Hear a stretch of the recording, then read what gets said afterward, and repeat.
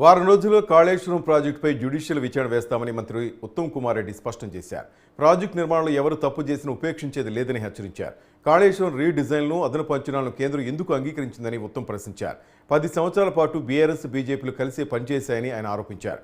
Kaleshwaram project విషయంలో కేంద్ర నిబంధనలు మార్చి మరీ ఆ ప్రాజెక్టు రుణాలు ఇప్పించిందని ఆరోపించారు.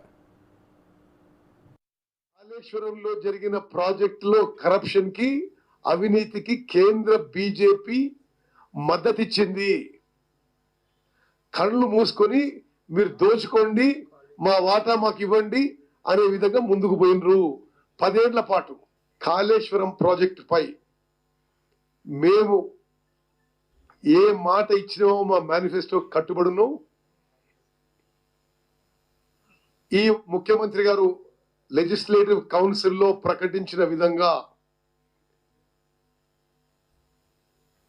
జ్యుడిషియల్ ఎంక్వైరీ ఈ వారంలో